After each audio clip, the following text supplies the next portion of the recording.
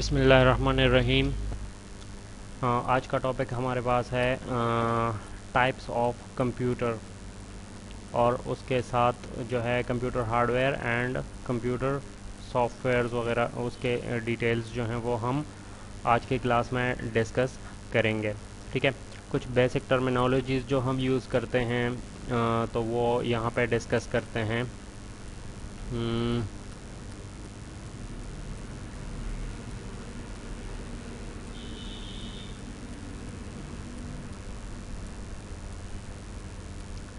जो students meeting join करते हैं, क्लास ज्वाइन करते हैं, तो वो अपना माइक जो है वो प्लीज़ बंद रखें। ओके, तो पहला टर्म जो हम यूज़ करते हैं कंप्यूटर, वो तो आपको पता है। हम कंप्यूटर या कंप्यूटर सिस्टम जो है वो एक वर्ड यूज़ करते हैं, तो इसकी प्रॉपर डेफिनेशन क्या है? A device that accept input, process data, store data and produce output all according to a series of stored instructions। मतलब कंप्यूटर हमारे पास वो डिवाइस है जो इनपुट एक्सेप्ट करता है और डेटा को प्रोसेस करता है। मतलब इनपुट में वो डेटा ले लेता है, उसको वो प्रोसेस करता है, उस डेटा को वो स्टोर भी करता है। उसके अलावा आउटपुट में हमें जो है वो जो रिजल्ट्स हैं वो शो करता है। और ये सारा कुछ जो है वो एक सीरीज़ ऑफ इंस्ट्रक्शंस के मुताबिक जो कंप्यूटर में ऑलरेडी स्टोर होती हैं, ये उसकी मतलब उसके उन इंस्ट्रक्शंस के मुताबिक ये जो है डेटा को प्रोसेस करता है। फिर उसके बाद एक वर्ड है सॉफ्टवेयर। हम सॉफ्टवेयर टर्म यूज़ करते हैं, तो सॉफ्टवेयर है क्या? अगर हम जर्नल उसकी बात करें तो सॉफ्टवेयर बेसिकली हमारे पास कंप्यूटर का वो पार्ट है जो हम टच नहीं कर सकते। मतलब जिस तरह आप अभी पावर पॉइंट के स्लाइड्स देख रहे हो, तो ये एक सॉफ्टवेयर है जिसको हम यूज़ भी करते हैं, जिसको हम फील भी करते हैं, लेकिन हम उसको टच नहीं कर सकते। तो ये तो इसकी एक जर्नल डिफिनीशन हो गई, लेकिन मतलब एक आम लैंग्वेज में। लेकिन अगर कंप्यूटर लैंग्वेज में बात की जाए तो इसकी डिफिनीशन ऐसी है कि a computer program that tells the computer how to perform a particular task. एक ऐसा प्रोग्राम जो कंप्यूटर को बताता है कि कोई काम करना है तो वो किस तरीके से करना है। फॉर एग्ज़ाम्पल, अगर यहाँ पे ये प्रेजेंटेशन चल रही है तो यहाँ पे एक सॉफ्टवेयर यूज़ हो रहा है पावर पॉइंट। वो बता रहा है कंप्यूटर को कि आपने कैसे डेटा को मतलब शो करना है, किस तरीके से उसको प्रेजेंट करना है। तो वो सारी चीज़ें जो हैं वो सॉफ्टवेयर के इंस्ट्रक्शंस जो हैं उसके मुताबिक कंप्यूटर परफॉर्म करता है। फिर उसके बाद आ जाता है हमारे पास हार्डवेयर। हम एक टर्म यूज़ करते हैं हार्डवेयर। बेसिकली हार्डवेयर हमारे पास हर वो टेंजिबल पार्ट है कंप्यूटर का जिसको हम टच कर सकते हैं, जो फिज़िकल है। ठीक है, इसमें इलेक्ट्रॉनिक डिवाइसेस हो गई, इसमें जो है वो इनपुट डिवाइसेस हो गई, इसमें आउटपुट डिवाइसेस हो गई, इसके अंदर जो सर्किट्स वगैरह कंप्यूटर के अंदर जो लगे होते हैं वो हो गए। तो वो सारे कंपोनेंट्स जिनको मिला के कंप्यूटर बना है, मदरबोर्ड, रैम, हार्ड ड्राइव और कम्पैक्ट डिस्क हो गए, या आपके पास इनपुट आउटपुट के लिए कीबोर्ड, माउस और मॉनिटर हो गया, प्रिंटर हो गया, ये सारे जो हैं वो हमारे पास हार्डवेयर हैं। फिर है network. What is network? Network हमारे पास दो कंप्यूटर्स को या दो डिवाइसेस को हम आपस में कनेक्ट करते हैं, वो डेटा शेयर करते हैं या प्रोग्राम शेयरिंग करते हैं, तो उसको हम क्या कहते हैं? नेटवर्क कहते हैं। जिस तरह अभी हम यूज़ कर रहे हैं कि हम एक सॉफ्टवेयर के थ्रू डेटा को शेयर कर रहे हैं या इंफॉर्मेशन को शेयर कर रहे हैं। जिस तरह जो सॉफ्टवेयर हम यूज़ कर रहे हैं जूम इन, तो ये क्या कर रहा है? यहाँ से इंफॉर्मेशन लेके आप लोगों तक पहुँचा रहा है। तो ये किस तरीके से, ये किस ज़रिए से हो रहा है? ये नेटवर्क के ज़रिए से हो रहा है। फिर है peripheral devices. Peripheral devices basically हमारे पास वो डिवाइसेस होती हैं जो कंप्यूटर की मुख्तलिफ कैपेबिलिटीज़ को, इनपुट कैपेबिलिटी, आउटपुट, स्टोरेज वगैरह की कैपेबिलिटीज़ को इंक्रीज़ करती है, एक्सटेंड करती है। तो हम उनको पेरिफेरल डिवाइसेस कहते हैं। फॉर एग्जांपल मेरे पास लैपटॉप है, इसमें टच पैड, कीबोर्ड सारा कुछ मौजूद है, लेकिन अगर मैं उसको एक्स्ट्रा स्पीकर्स, मुझे आवाज़ ज़्यादा चाहिए तो एक्स्ट्रा स्पीकर्स लगाता हूँ, या मुझे जो यहाँ पे कीबोर्ड लगा हुआ है तो वो मुझे मतलब यूज़ करने में मुश्किल हो रही है, तो मैं क्या करूँगा, मैं एक एक्सटर्नल कीबोर्ड जो है वो यूएसबी कीबोर्ड वो कनेक्ट कर सकता हूँ, तो वो पेरिफेरल डिवाइस हो गया। फिर हमारे पास अगर मैं माउस यूज़ करता हूँ, जॉयस्टिक गेम के लिए यूज़ करता हूँ, गेमिंग के लिए, तो ये सारी जो हैं वो पेरिफेरल डिवाइसेस हैं जो इनपुट आउटपुट या स्टोरेज कैपेसिटी को एक्सटेंड करती है, कैपेबिलिटीज़ को एक्सटेंड करती है। ठीक है। अच्छा, ये कुछ टर्म्स यूज़ होती हैं। बूट प्रोसेस, जिस तरह हमारे पास बूट स्ट्रैपिंग है,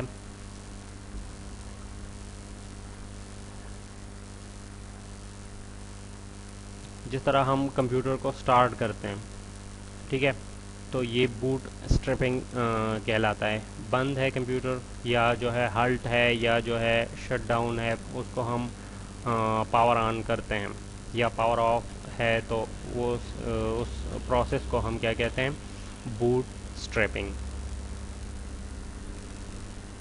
जिस तरह यहाँ पे डिफिनीशन लिखी हुई है, bootstrapping is the process of starting up a computer from a halted मतलब आप उसको स्लीप मोड में है, या जिस तरह आप कंप्यूटर को थोड़ी देर के लिए छोड़ दो तो फिर पूरा मतलब वो स्लीप मोड में चला जाता है, फिर आप उसको दोबारा ऑन करते हो, तो इस तरह। या फिर शट डाउन है तो आप उसको ओपन करते हो, तो इसको क्या कहते हैं, बूट स्ट्रैपिंग। फिर है डेटा, जिस तरह हमें पता है रॉ फैक्ट्स, ऑब्जेक्ट्स, आइडियाज़ वगैरह जो हैं वो हमें ये डेटा हम उसको कहते हैं।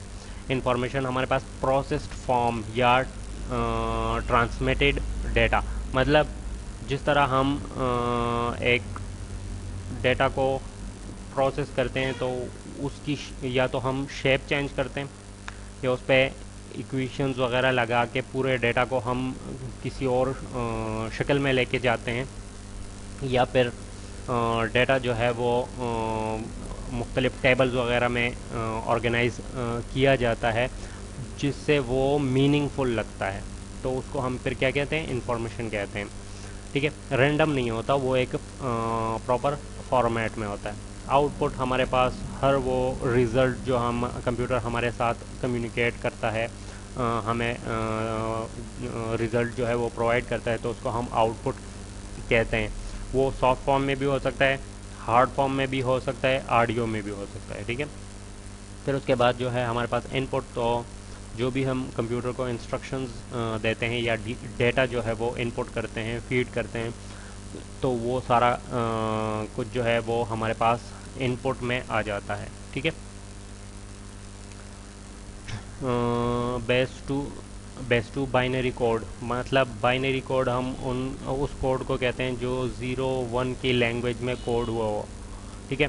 कंप्यूटर की अपनी लैंग्वेज जो है वो बाइनरी लैंग्वेज है, तो इस वजह से हम इसको जो कोडिंग मतलब जो हम कमांड्स देते हैं वो बाइनरी में कन्वर्ट हो के प्रोसेस होती है। रिजल्ट्स या जो कंप्यूटर हमें रिस्पॉन्स देता है वो बाइनरी में ही होता है, लेकिन फिर मुख्तलिफ ट्रांसलेटर्स उनको ट्रांसलेट करके एक नए फॉर्मेट में जो हमें रिक्वायर्ड होता है उस फॉर्मेट में कन्वर्ट करके हमें दिखा देता है। अच्छा, अब हम स्टार्ट लेते हैं टाइप्स ऑफ कंप्यूटर्स। कंप्यूटर्स की कितनी अक़साम है। ठीक है। वैसे तो अगर आप देख लो तो कंप्यूटर्स की किस्में जो हैं वो जो आप रूटीन में देखते हो, तो पर्सनल कंप्यूटर्स ज़्यादातर हम जानते हैं, या सर्वर्स जानते हैं, या मोस्टली स्टूडेंट्स जो हैं वो कंप्यूटर के डिफरेंट टाइप्स के बारे में नहीं जानते। तो आज उनको ये सारी चीज़ें जो हैं वो क्लियर हो जाएंगी कि टाइप होती किस तरीके से हैं, किस बेस पे हैं, और वो कौन कौन सी हैं। ठीक है। तो सबसे पहले हमारे पास अगर हम देख लें तो दो तरह की हम टाइप्स जो हैं वो उसको दो कैटेगरीज में, दो क्लासेस में डिवाइड कर सकते हैं। एक है हमारे पास types of computer with respect to size, दूसरा है type of computer with respect to functionality, उसको हम कह सकते हैं। ठीक है। तो हम पहले साइज़ के बारे में डिस्कस करते हैं। तो हमारे पास पहला जो है वो है माइक्रो कंप्यूटर।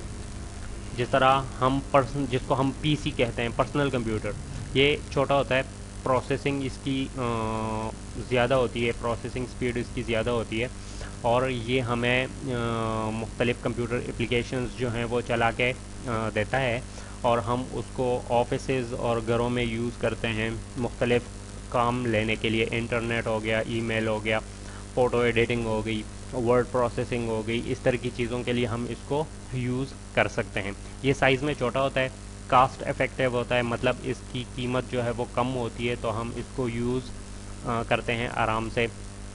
ये इतना मतलब एक्सपेंसिव नहीं होता, ठीक है।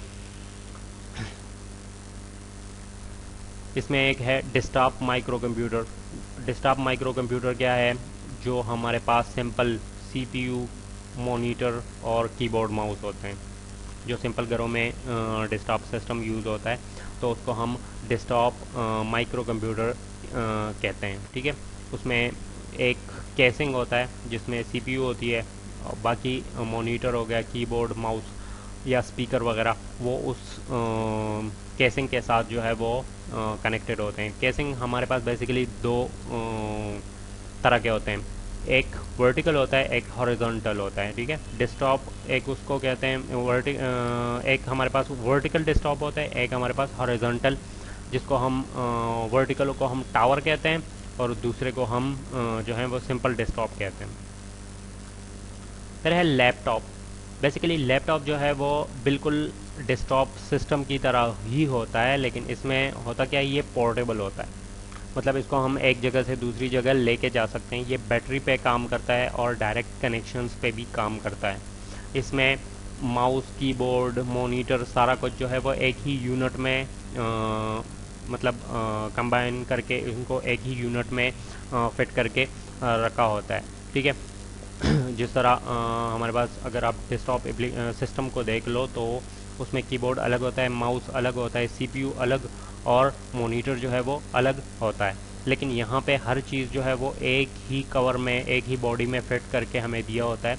तो इसको हम, और उसमें साथ में बैटरी का ऑप्शन भी होता है, तो वो बैटरी जो है वो इसको विदाउट एनी मतलब केबल घंटा 2 घंटा जो है वो चला सकती है। तो इसको हम पोर्टेबल, मतलब किसी ऐसी जगह पे भी यूज़ कर सकते हैं जहाँ इलेक्ट्रिसिटी जो है वो मतलब अवेलेबल ना हो, ठीक है।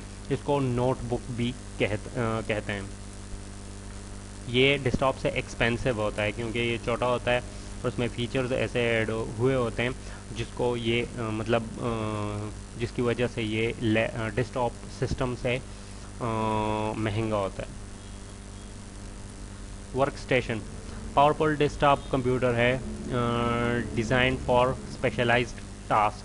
मतलब ये हमारे पास सिंपल सिस्टम होता है, लेकिन इसकी प्रोसेसिंग स्पीड, इसकी स्टोरेज कैपेसिटी, ये जो है वो दूसरे सिस्टम से मतलब ज़्यादा होती है, ठीक है। Can also be an can also be an ordinary personal computer attached to a LAN. ये एक ऑर्डिनरी कंप्यूटर, पर्सनल कंप्यूटर जो है वो भी हो सकता है। इसको आप एज ए वर्क स्टेशन मतलब यूज़ कर सकते हो। उसकी प्रोसेसिंग ज़्यादा होती है, और उसकी स्टोरेज कैपेसिटी जो है वो ज़्यादा होती है। फिर है super computer. Basically super computer होता क्या है? सुपर कंप्यूटर अपने वक्त का सबसे फास्टेस्ट कंप्यूटर होता है। ये किसी भी साइंटिफिक काम के लिए यूज़ किया जा सकता है। इसमें डेटा जो है वो बहुत ज़्यादा स्पीड से प्रोसेस होता है, और बहुत ज़्यादा अमाउंट में डेटा जो है ये एक ही मतलब वक्त में जो है वो प्रोसेस कर सकता है। इसको ज़्यादा यूज़र्स भी एक्सेस कर सकते हैं। सुपर कंप्यूटर जो है वो ज़्यादातर साइंटिफिक यूज़ के लिए होता है। इसमें डिफरेंट ऐसे एप्लीकेशंस रन होते हैं जिसको मतलब एटॉमिक एनर्जी हो गई हमारे पास, या इस तरह के ऑर्गेनाइजेशन, डिफेंस हो गया, या फिर जो है वो नासा हो गया। तो इस तरह के जो प्रोजेक्ट्स होते हैं, या इस तरह के जो ऑर्गेनाइजेशंस होते हैं, तो वो यूज़ करते हैं सुपर कंप्यूटर को। ये अपने वक्त का सबसे फास्टेस्ट कंप्यूटर जो है वो होता है। Main frame computer. Main frame computer basically थोड़ा सा सुपर कंप्यूटर से कम होता है। इसको बहुत ज़्यादा यूज़र्स जो हैं वो एट ए टाइम यूज़ कर सकते हैं। ये उनके डेटा को हैंडल कर सकता है, उसको मैनेज कर सकता है। हर बंदे का डेटा जो है वो अलग अलग उसको प्रोसेस होता नज़र आता है, और वो होता बेसिकली सेंट्रलाइज्ड है। एक ही सिस्टम पे उनका सबका डेटा होता है, सारे जो हैं वो अपने डेटा को एक्सेस कर रहे होते हैं, और वो डेटा जो है वो प्रोसेस हो रहा होता है। ठीक है, ये सिंपल एक मतलब सर्वर के तौर पे आप कह सकते हो कि ये यूज़ होता है। इसमें इसके बॉक्सेस होते हैं, जिस तरह यहाँ पे ये आपको नज़र आ रहे हैं, तो ये इस तरह के शेप में होता है, और ये डेटा जो है वो इसके अंदर स्टोर होता है और यूज़र्स इनको एक्सेस करते हैं। अच्छा, फिर हमारे पास है सर्वर। सर्वर बेसिकली करता क्या है? सर्वर बेसिकली हमारे पास वो कंप्यूटर होता है जो सर्विसेज प्रोवाइड करता है। अगर आपके पास एक लोकल एरिया नेटवर्क है तो उसमें आप सेंट्रलाइज्ड कंट्रोल रखना चाह रहे हो, तो आप क्या करोगे? आप एक सर्वर कंप्यूटर लोगे, बाकी कंप्यूटर्स को एज ए क्लाइंट उस सर्वर के साथ कनेक्ट करोगे। तो फिर सर्वर से आप पूरे सिस्टम को, पूरे नेटवर्क को कंट्रोल कर सकते हो कि किसको कितना डेटा देना है, कौन से रिसोर्सेज किस सिस्टम को देने हैं, क्या करना है, किस तरीके से अपने यूज़र्स को कंट्रोल करना है, वो सारा आप एक सर्वर के थ्रू कर सकते हो। तो बेसिकली सर्वर जो है वो आम कंप्यूटर से थोड़ा सा फास्ट कंप्यूटर होता है। हैंड हेल्ड का मतलब है ऐसे कंप्यूटर्स जो आप हाथ में इजीली जो है वो आपके आते हैं। ठीक है, होल्ड करना उनको इजी होता है। अब इसमें सबसे पहला जो इसका एग्जांपल है वो है PDA, पर्सनल डिजिटल असिस्टेंट। ये एक आप कह लो टैबलेट सा होता है। इसका काम क्या होता है? इसमें ये कुछ छोटे से कंप्यूटर के एप्लीकेशंस जो हैं वो ये रन कर सकता है। ठीक है, और ये मोस्टली जो है वो किसी और सिस्टम के साथ कनेक्ट होता है। ये सिर्फ डेटा को यहाँ पे आप फीड करके इसको किसी भी सर्वर पे या किसी भी सिस्टम पे, दूसरे सिस्टम पे आप जो है वो भेज सकते हो। सिंक्रोनाइजेशन इसको कहते हैं कि आपका जो डेटा है वो आपके टैबलेट में या आपके PDA में है या नहीं है, लेकिन दूसरे साइड पे आपके सिस्टम में वो स्टोर हो जाता है। ठीक है, तो PDA ज़्यादातर अगर आपने कभी जो स्टूडेंट्स हैं, अगर आपने देखा हो जो ये लेक्सन टोबैको कंपनी या पाकिस्तान टोबैको कंपनी जब ये परचेज़ करते हैं तो ये क्या करते हैं, ये हर बंडल पे एक नंबर लगाते हैं और उस पर कुछ डिटेल्स होती हैं। तो वो डिटेल्स अगर आपने वहाँ पे उन बंदों को देखा हो तो उनके पास एक मोबाइल जैसा एक डिवाइस होता है, उसको PDA कहते हैं। वो वहाँ से एंट्री करते हैं कि कौन सा बंडल है, नंबर उसका क्या है, उसका वेट क्या है, प्राइस क्या है, वो सारा कुछ उस पर फीड करके वो आगे जो है वो भेज देते हैं। ठीक है, तो ये जो है हमारे पास PDA की एग्जांपल है। ठीक है, ये तो सिंपल एक कंप्यूटर की पिक्चर होगी। अब कंपोनेंट्स अगर आप देख लो, सिस्टम यूनिट, मैंने आपको बताया कि केसिंग जो है वो दो तरह की होती है, एक टावर होती है, एक डेस्कटॉप होती है। ये टावर है। ठीक है, इसमें और कुछ भी नहीं होता। हम बेसिकली इसको CPU कहते हैं। ये एक नॉर्मल हम वर्ड यूज़ करते हैं इसके लिए, CPU। बेसिकली CPU इसका नाम नहीं है। CPU जो है वो प्रोसेसर को कहा जाता है। ठीक है, सेंट्रल प्रोसेसिंग यूनिट, वो सिर्फ एक प्रोसेसर का नाम है, लेकिन हम इस पूरे केसिंग को जो है वो CPU कह देते हैं। ठीक है, इस CPU के अंदर मदरबोर्ड भी होता है, इसके अंदर एक्सपेंशन स्लॉट्स भी होते हैं, इसके अंदर जो है वो साउंड कार्ड भी होता है, VGA वगैरह सारा कुछ जो है, हार्ड ड्राइव, पावर सप्लाई, ये सारी चीज़ें जो हैं वो इस केसिंग के अंदर होती है। और इसका काम क्या होता है? उन चीज़ों को, उन कंपोनेंट्स को प्रोटेक्ट करना, बस इसका इतना ही काम है। ठीक है, बाकी जो है वो सारा काम मुख्तलिफ कंपोनेंट्स खुद करते हैं, लेकिन ये उन कंपोनेंट्स को एक तो एक जगह पे मतलब एक साथ रखता है, दूसरा उनको प्रोटेक्ट करता है एक्सटर्नल इफेक्ट से, कहीं पे टूट ना जाए कुछ, तो उसको एक तरह से अगर उस पर कोई प्रेशर आता है, कोई चीज़ गिरती है तो वो उनको टूटने से बचाता है। ठीक है, अब सेंट्रल प्रोसेसिंग यूनिट, बेसिकली ये हमारे पास प्रोसेसर को कहा जाता है। सेंट्रल प्रोसेसिंग यूनिट CPU, इसके दो कंपोनेंट्स होते हैं बेसिकली, एक है ALU और एक है CU। ALU जो है वो हमारे पास है अर्थमेटिक एंड लॉजिकल यूनिट, और CU जो है वो है कंट्रोल यूनिट। तो अर्थमेटिक और लॉजिकल ऑपरेशंस जो हैं वो ALU करता है, ठीक है, और कंट्रोल जो है वो CU करता है, कंट्रोल यूनिट। CU कैसे कंट्रोल करता है? डेटा कहाँ से उठाना है, मेमोरी में कहाँ पड़ा है वहाँ से उठाना है, इसके साथ क्या क्या इंस्ट्रक्शंस हैं, उन इंस्ट्रक्शंस को कहाँ पे स्टोर करना है जब ये प्रोसेस हो रहा होता है, कहाँ से रिजल्ट को उठाना है और कहाँ पे इसको डिस्प्ले करना है, इस तरह के कंट्रोल्स जो हैं, या नेक्स्ट कौन सा प्रोसेस आएगा, तो ये सारी चीज़ें जो हैं वो कंट्रोल यूनिट देखता है, ठीक है, ओवरऑल मॉनिटरिंग करता है। और अर्थमेटिक एंड लॉजिकल यूनिट, इसमें फिर दो चीज़ें और आ जाती हैं, एक अर्थमेटिक यूनिट और एक लॉजिकल यूनिट। अर्थमेटिक यूनिट जो है वो प्लस माइनस इस तरह मल्टीप्लिकेशन, डिवीजन, मॉड, इस तरह की कैलकुलेशंस जितनी भी हैं वो अर्थमेटिक यूनिट जो है वो कर देता है, ठीक है। लेकिन लॉजिकल यूनिट बेसिकली क्या करता है, वो लॉजिकल ऑपरेशंस जो हैं वो उनको परफॉर्म करता है। डेटा की कंपैरिजन हो गया, हमारे पास डेटा को हम कंपेयर करते हैं, ठीक है, कौन सा ग्रेटर है कौन सा लेस है, इस तरह के एंड आर ऑपरेटर जो यूज़ होते हैं वो सारे जो हैं वो लॉजिकल ऑपरेशंस के अंदर आते हैं, ठीक है। तो ये सारा कुछ जो है वो लॉजिकल यूनिट जो है वो करता है। अच्छा, इनपुट डिवाइसेस, हमारे पास वो तमाम डिवाइसेस जिनके थ्रू हम कंप्यूटर को इंस्ट्रक्शंस या डेटा दे सकते हैं उनको हम इनपुट डिवाइसेस कहते हैं। इसमें सबसे कॉमन जो है वो कीबोर्ड है। कीबोर्ड में हमारे पास जो है वो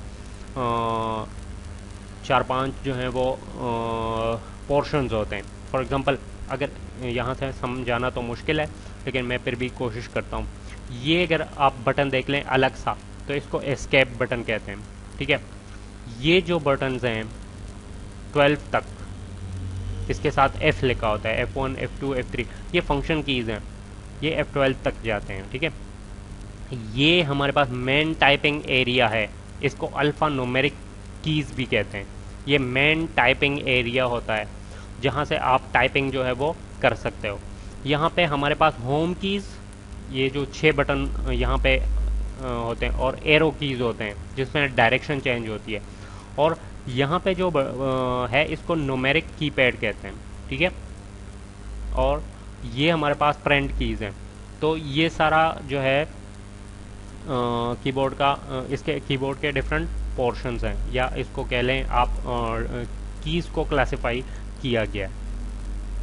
फिर हमारे पास माउस आ गया। तो माउस जो है ये हमारे पास पहला जो है, इसको कहते क्या हैं, इसको पॉइंटिंग डिवाइसेस कहते हैं, ये उनमें से एक है।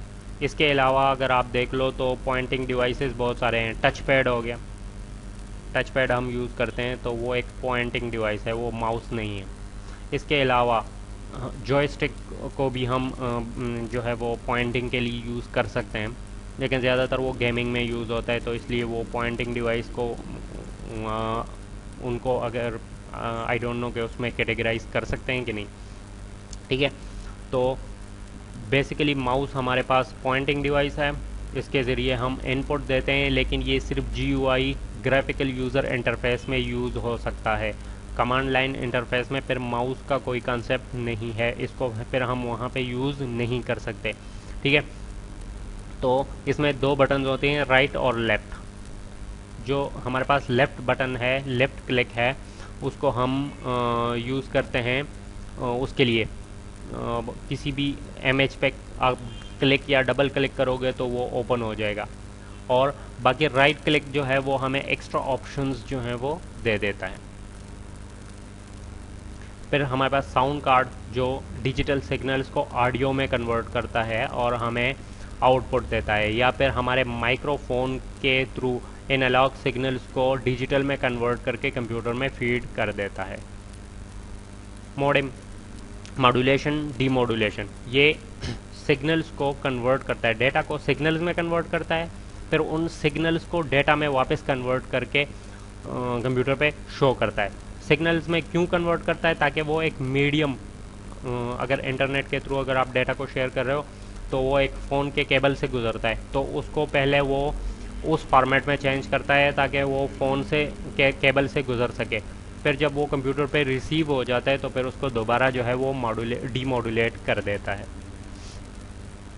आउटपुट डिवाइसेस हमारे पास जो हैं वो मॉनिटर हो गया जो सॉफ्ट फॉर्म में डेटा को हमें प्रोवाइड करता है, या प्रिंटर जो हार्ड फॉर्म में आउटपुट देता है, या स्पीकर जो ऑडियो सिग्नल्स जो हैं वो हमें मतलब ऑडियो डेटा जो है वो हमें प्रोवाइड करता है।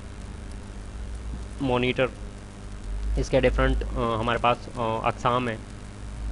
पहले जो है ये RGB मॉनिटर जो यहाँ पे इमेज बना हुआ है। इसके अलावा हमारे पास क्रिस्टल डिस्प्ले है जो जिसको हम LCD कहते हैं, क्रिस्टल लिक्विड डिस्प्ले। इसके अलावा LED है। तो ये डिफरेंट टेक्नोलॉजीज़ हैं जो यूज़ होती हैं कंप्यूटर के आउटपुट के लिए, ठीक है।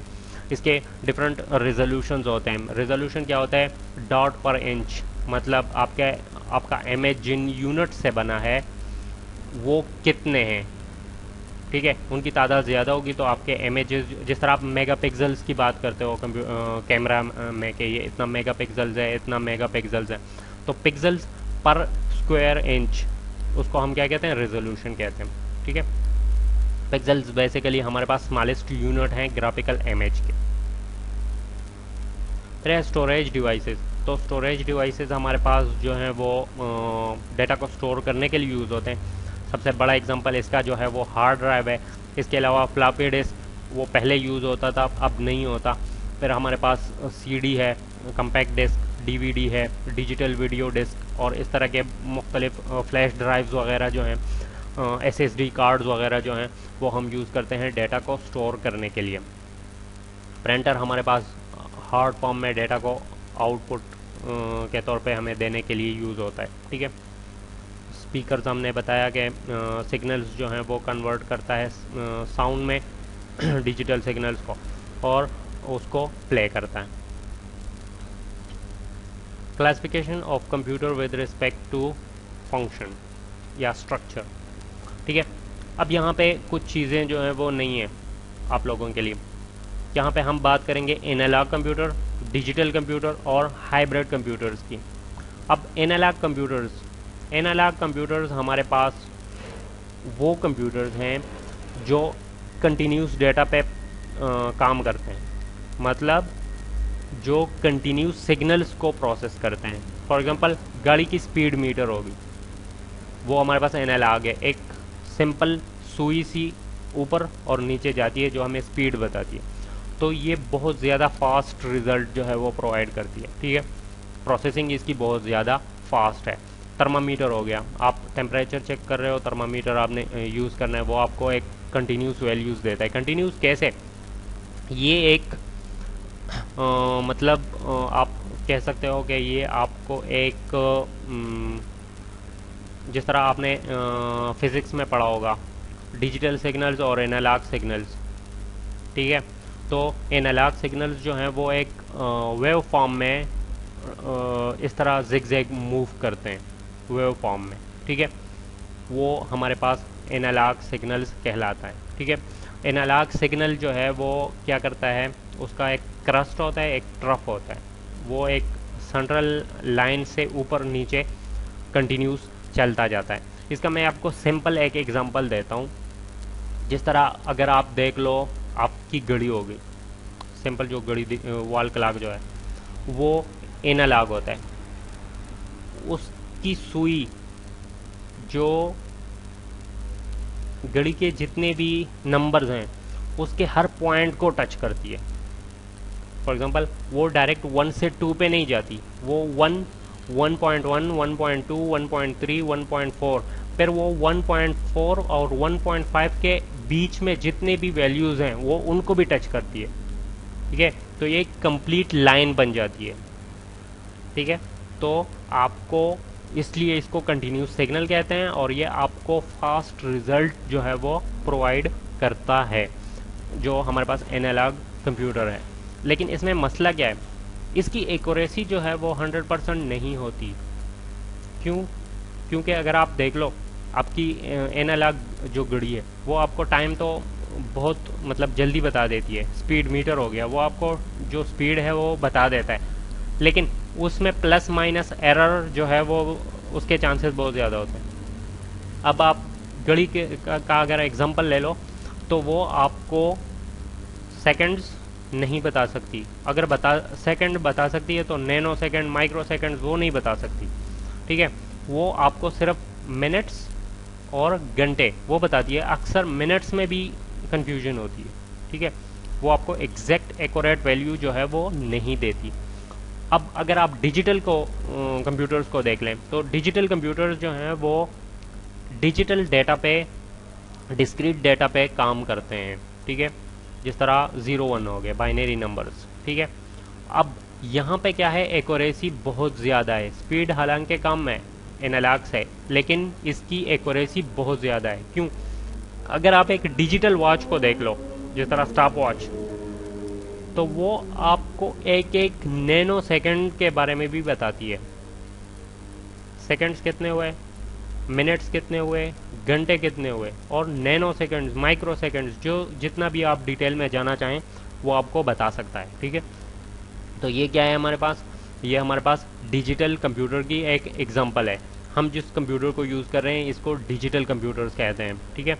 ये डिस्क्रीट डेटा पे काम करते हैं और इसकी एक्यूरेसी बहुत ज़्यादा होती है और इसकी जो स्पीड है वो इतनी ज़्यादा नहीं होती।